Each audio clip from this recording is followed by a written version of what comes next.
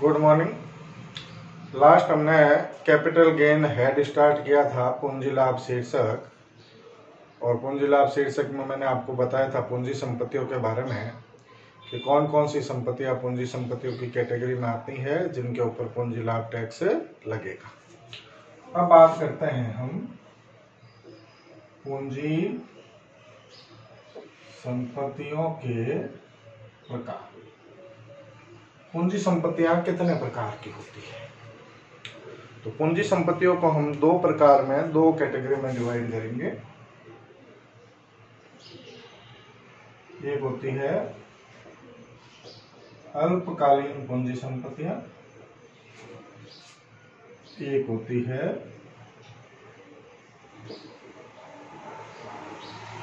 दीर्घकालीन पूंजी संपत्तियां। अब ये अल्पकालीन और दीर्घकालीन क्या है, कैसे पता लगेगा कि कौन सी संपत्ति अल्पकालीन है, कौन सी संपत्ति दीर्घकालीन? तो पहले अल्पकालीन की बात करें। देखो, इसमें कई कैटेगरी है। यदि कोई भूमि या भवन, यदि कोई भूमि या भवन, चलो भूमि भवन की बात बाद में देखेंगे, हम पहले सीधी बात करें। यदि कोई संपत्ति 36 महीने मतलब 3 साल, ठीक है ना, 36 महीने या उससे कम अवधि के लिए करदाता के पास रही है। 36 महीने या उससे कम अवधि के लिए करदाता के पास यदि कोई संपत्ति रही है तो वो अल्पकालीन पूंजी संपत्ति। तो इसका उल्टा हो गया कि यदि कोई संपत्ति 36 महीने या उससे ज्यादा के लिए करदाता के पास रही है तो वो दीर्घकालीन पूंजी संपत्ति हो जाएगी। इसी प्रकार कुछ बातें जो है वो अपने को और ध्यान रखनी पड़ेगी कि जैसे शेयर्स होते हैं, अंश, इक्विटी शेयर है, प्रेफरेंस शेयर है, तो उनके लिए अलग रूल है। यदि इक्विटी शेयर या प्रेफरेंस शेयर, लेकिन कौन से होने चाहिए? सूचित, लिस्टेड का मतलब क्या होता है? जिस कंपनी के शेयर्स का स्टॉक एक्सचेंज में, शेयर मार्केट में रजिस्ट्रेशन हो रखा हो, उन्हें हम लिस्टेड शेयर्स कहते हैं। तो यदि किसी कंपनी के लिस्टेड इक्विटी शेयर या प्रेफरेंस शेयर है तो वह अंश 12 माह या उससे कम अवधि के लिए करदाता के पास रही हो। यदि मान लो मैंने किसी लिस्टेड कंपनी के शेयर खरीदे, चाहे इक्विटी शेयर हो चाहे प्रेफरेंस शेयर हो, और यदि मैंने उनको 12 महीने से पहले बेच दिया खरीदने के, तब तो अल्पकालीन पूंजी संपत्ति होगी। और 12 माह से अधिक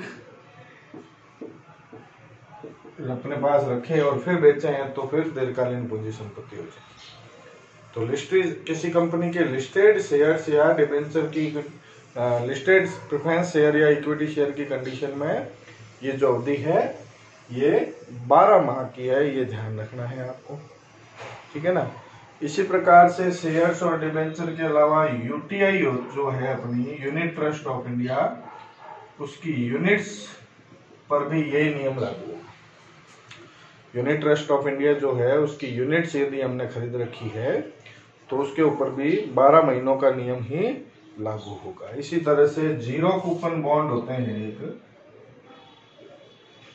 यदि जीरो कूपन बॉन्ड भी हमने खरीद रखे हैं तो उसके ऊपर भी ये नियम लागू होगा, 12 महीने या उससे कम अवधि का। तीसरी बात, अब लिस्टेड की जगह मान लो अनलिस्टेड शेयर्स है, किसी कंपनी के सूचित अंश नहीं है, तो अनलिस्टेड अंशों की कंडीशन में ये होती है 24 माह या उससे, और इसके अलावा भूमि या भवन या दोनों जो अचल संपत्ति है, भूमि या भवन या दोनों ही जो क्या है अपनी अचल संपत्ति है, उनके ऊपर भी 24 माह का नियम ही लागू होगा। तो अनलिस्टेड शेयर्स हो किसी कंपनी के, यदि हमने 24 माह या उससे कम अवधि के लिए अपने पास रखे हैं तो वो अल्पकालीन पूंजी संपत्ति है, और यदि इस अवधि से ज्यादा समय के लिए अपने पास रखे हैं तो वो दीर्घकालीन पूंजी संपत्ति मानी जाएगी। तो ये अल्पकालीन और दीर्घकालीन का बंटवारा है। ठीक है,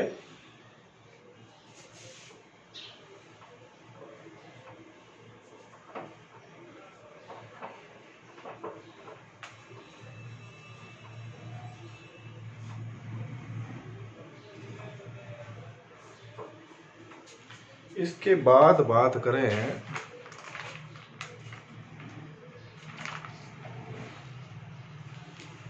अच्छा, एक चीज ध्यान रखनी है कि दीर्घकालीन पूंजी संपत्ति से जो लाभ होता है करदाता को, तो उसे दीर्घकालीन पूंजी लाभ कहते हैं। हानि हुई है तो दीर्घकालीन पूंजी हानि। और अल्पकालीन पूंजी संपत्ति से यदि लाभ होता है तो अल्पकालीन पूंजी लाभ कहते हैं, और हानि होती है तो अल्पकालीन पूंजी हानि कहते हैं। इसके अलावा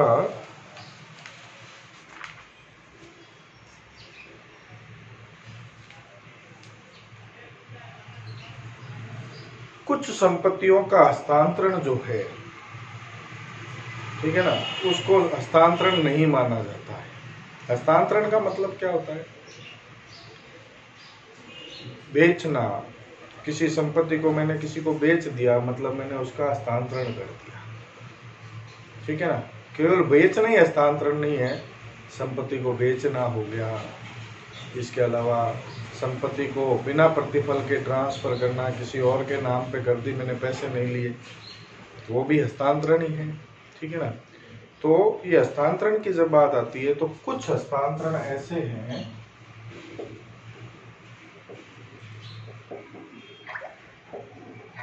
जिन्हें हस्तांतरण नहीं माना जाता। तो ऐसे कौन कौन से हस्तांतरण हैं जिन्हें हस्तांतरण नहीं मानते हैं? उसमें एक तो ये है कि जो हमारा HUF होता है, हिंदू अनडिवाइडेड फैमिली, तो HUF की कोई भी संपत्ति का बंटवारा होता है तो वो हस्तांतरण की कैटेगरी में नहीं आता। HUF की संपत्ति का यदि बंटवारा हो रहा है तो उसे हम हस्तांतरण नहीं कहेंगे। इसके अलावा सूत्रधारी कंपनी व सहायक कंपनी के बीच संपत्ति का हस्तांतरण, तो उसको भी हस्तांतरण नहीं माना जाएगा। इसके अलावा एकीकरण, आपको पता है जब कंपनियों का एकीकरण होता है, दो कंपनियां मिलकर मर्ज हो जाती है, तो एक कंपनी की संपत्तियां दूसरी कंपनी की संपत्तियों में हस्तांतरण हो जाती है, तो उसको भी हम हस्तांतरण नहीं मानते, उसके ऊपर भी कोई कर नहीं लगेगा। इसके अलावा एक अनिवासी ने, मान लो अनिवासी जो नॉन रेजिडेंट होता है, उसने अपने विदेशी मुद्रा में कोई बॉन्ड खरीदे, अनिवासी द्वारा विदेशी मुद्रा में क्रय किए गए बॉन्ड को किसी दूसरे अनिवासी को हस्तांतरित किया है। एक अनिवासी ने विदेशी मुद्रा में खरीदे गए बॉन्ड्स को यदि किसी दूसरे अनिवासी को हस्तांतरित किया है तो उसको भी हस्तांतरण नहीं मानना है। ठीक है ना, तो ये चीजें जो है इनको हस्तांतरण नहीं माना जाएगा। अब बात करते हैं पूंजी लाभों की गणना करने का तरीका।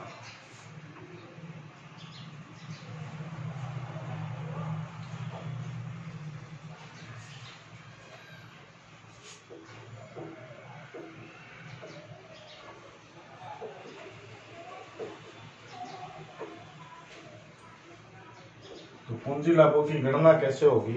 तो अल्पकालीन पूंजी लाभ की गणना अलग होती है, दीर्घकालीन पूंजी लाभ की गणना अलग होती है। लेकिन ये चीज एक ध्यान रखनी है कि एक तो हम जब कोई पूंजी संपत्ति बेचते हैं तो उसको बेचने में जो खर्चा लगा है, खर्चे बहुत लगते हैं। जैसे मान लो मैंने अपनी जमीन बेची तो दलाली लग सकती है, स्टाम्प लग सकते हैं, ठीक है ना, और भी कई तरह के खर्चे लग सकते हैं। तो जो भी खर्चे लगेंगे ना बेचने में, वो खर्चे भी अपने को बेचने की कीमत में से कम कर देंगे। अब मान लो अल्पकालीन पूंजी लाभ की गणना करनी है, तो अल्पकालीन पूंजी लाभ की गणना कैसे करेंगे? सबसे पहले जितने में बेचा आपने, selling price of short term assets, वो जो शॉर्ट टर्म एसेट्स बेची है आपने, वो कितने में बेची है वो लिखेंगे। उसमें से लेस कर देंगे जो भी खर्चा लगा है, जिसको हम ट्रांसफर एक्सपेंस कहते हैं। जो खर्चा लगा है उसको बेचने में कोई, तो उसे लेस कर देंगे। तो लेस करने के बाद आ जाएगा net sale consideration, net sale consideration. उसमें से लेस करेंगे कॉस्ट ऑफ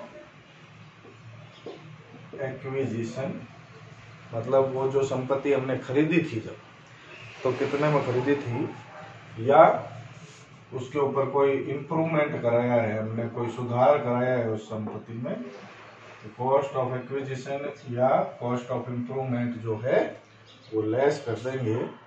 तो ये अपने आएगा शॉर्ट टर्म कैपिटल गेन। और इसमें से कुछ छूटें मिलती है कुछ धाराओं के अंतर्गत, उन धाराओं के बारे में बाद में डिस्कस करेंगे, अभी केवल बता रहा हूँ। तो लेस एग्जेम्पशंस, छूटें अंडर सेक्शन कौन कौन सी एग्जेम्पशंस है, देखो 54B, 54D, 54G, 54A, इनके बारे में बाद में डिस्कस करेंगे हम। तो ये लेस करने के बाद में taxable short term capital gain आ जाए। ये तो शॉर्ट टर्म की बात हुई। अब दीर्घकालीन की बात करें, दीर्घकालीन पूंजी लाभ की गणना। तो दीर्घकालीन में कैसे गणना करनी है, देखो ये सबसे पहले सेलिंग प्राइस लिखेंगे भाई। अच्छा, एक चीज ध्यान रखनी है कि जो ट्रांसफर एक्सपेंसेस है ना, इसमें यदि अंश है, अपने अंश बेच रहे हैं, शेयर्स, शेयर्स को बेचने पे आपको पता है सिक्योरिटी ट्रांजैक्शन टैक्स लगता है। सिक्योरिटी ट्रांजैक्शन टैक्स, जिसको शॉर्टकट में एसटीटी कहते हैं हम। तो एसटीटी का खर्चा नहीं घटाना है। एसटीटी का खर्चा 2005 के बाद घटाना बंद हो गया है। 2005 से पहले घटा सकते थे हम, 2005 से एसटीटी का खर्चा घटाना बंद कर दिया है। तो सिक्योरिटी ट्रांजैक्शन टैक्स यदि लग रहा है तो उसका खर्चा नहीं घटा। अब दीर्घकालीन पूंजी लाभ कैसे निकलेगा, देखो सबसे पहले सेलिंग प्राइस लेस वही ट्रांसफर एक्सपेंसेस, तो यही नेट सेल कंसिडरेशन आ जाएगा। उसमें से लेस होगा कॉस्ट ऑफ एक्विजिशन, की जगह लिखेंगे इंडेक्स्ड कॉस्ट ऑफ एक्विजिशन या इंडेक्स्ड कॉस्ट ऑफ इंप्रूवमेंट। अब इंडेक्स्ड कॉस्ट क्या होती है? इंडेक्स कॉस्ट एक देखो, इंडेक्स इशू करती है गवर्नमेंट, उस इंडेक्स के हिसाब से कॉस्ट निकाली जाती है। नहीं तो मेरे ऊपर टैक्स बहुत लग जाएगा। आप एक मान सोचो कि मान लो मेरे पूर्वजों की कोई संपत्ति, आज 2020 चल रहा है, 100 साल पहले 1920 में मेरे पूर्वजों ने कोई संपत्ति 1000 रुपए में खरीदी थी। कितने रुपए में? 1000। और अब मान लो वो संपत्ति हो गई 1 करोड़ रुपए की और मैंने उसको बेचा, तो आप तो कहोगे भाई 1 करोड़ में से 1000 कम कर दो, 99,99,99,000 रुपए आपको लाभ हुआ, इस लाभ पे कर दो। तो ये गलत चीज है। ऐसे कैसे हो जाएगा भाई? आप सोचो इस बात को कि क्या आज के रुपए और 1920 के रुपए एक ही थे क्या? 1920 में 1000 रुपए में, 1000 रुपए छोड़ 100 रुपए में, 50 रुपए में पूरा घर चल जाता था 10-15 आदमियों का, मेंबर का। तो आज तो 50,000 में घर नहीं चलता। तो ये चीज जो है, ये विशेष रूप से इम्पोर्टेंटली ध्यान रखेंगे हम कि एक इंडेक्स गवर्नमेंट इशू करती है कि भाई उस समय का इंडेक्स क्या था, आज का इंडेक्स क्या। इंडेक्स का मतलब होता है महंगाई बढ़ना। उस समय महंगाई कितनी थी, आज कितनी है, उसके हिसाब से उसकी कॉस्ट निकाली जाएगी। अब जैसे 1000 रुपए थी 1920 में वैल्यू, और आज उसकी कॉस्ट यदि हम 1000 रुपए की 1920 के 1000 रुपए और आज के 10 लाख रुपए मान लो बराबर है, तो फिर हम कहेंगे हमारी संपत्ति 10 लाख की है और उसको हमने 1 करोड़ में बेचा है, तो हमारे को लाभ 90 लाख का ही हुआ है, तो कर भी 90 लाख भी भरेंगे हमको। तो ये चीज स्पेशली ध्यान रखनी पड़ेगी आपको। इंडेक्स कैसे करना है ये सब प्रैक्टिकल क्वेश्चन कराऊंगा, तब आपके समझ में आ जाएगा, ठीक है ना। अभी इसके ऊपर ज्यादा माथापच्ची नहीं करेंगे। तो ये आ जाएगा लॉन्ग टर्म कैपिटल गेन, दीर्घकालीन पूंजी लाभ। अब इसमें से भी कुछ छूटे हैं, लेस एग्जेम्पशंस। कौन कौन से सेक्शन में छूट मिलती है देखो, 54, 54B, 54D, 54EC, 54F, 54G, 54A, 54GB। ये सब एग्जाम्पशन, यदि इनमें से कोई भी एग्जाम्पशन मिल रही है तो एग्जाम्पशन घटा के और फिर taxable long term capital gain आ गए, ठीक है ना। तो ये सब चीजें, और हम प्रैक्टिकल क्वेश्चन करेंगे तो ये सब चीजें आनी है ही अपने। तो ये सब डिस्कशन वैसे ही करेंगे हम। अभी तो केवल आपको फॉर्मेट बताया कि इस तरह से अपने को पूंजी लाभ की गणना करना, ठीक है। बाकी फिर नेक्स्ट टाइम पे करेंगे। Thank you.